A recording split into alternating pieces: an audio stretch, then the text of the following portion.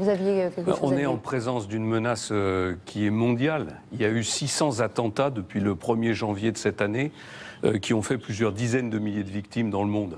Et nous sommes en présence de ce que moi j'appelle la montée d'un mouvement totalitaire, comme on a connu des mouvements totalitaires au XXe siècle, qui est en train de prendre une dimension mondiale. La question qui est posée, c'est est-ce que on organise une coalition mondiale maintenant pour arrêter ce mouvement totalitaire quand c'est encore possible?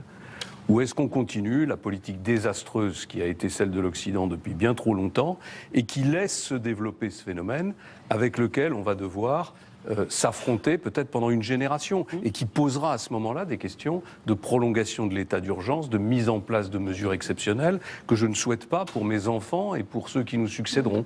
Donc oui, il faut s'attaquer sérieusement à ce mal, il faut le faire avec les Russes, il faut le faire avec les Iraniens, il faut le faire avec tous ceux qui sont prêts à nous aider à le réaliser.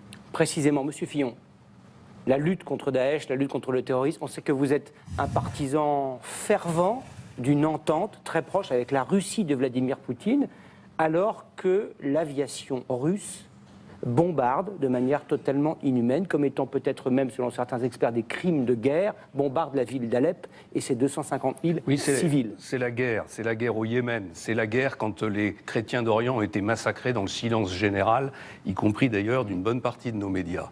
C'est la guerre, c'est la guerre. La question qui est posée aujourd'hui, c'est qu'il y a deux camps en Syrie, et pas trois comme on le dit.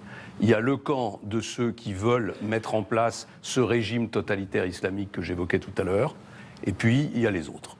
Eh bien moi, je choisis les autres parce que je considère que ce danger-là est un danger qui est trop grave pour la paix mondiale et qui nécessite aujourd'hui que nous nous allions avec des gens que nous n'aimons pas ou dont nous n'approuvons pas l'organisation politique et économique.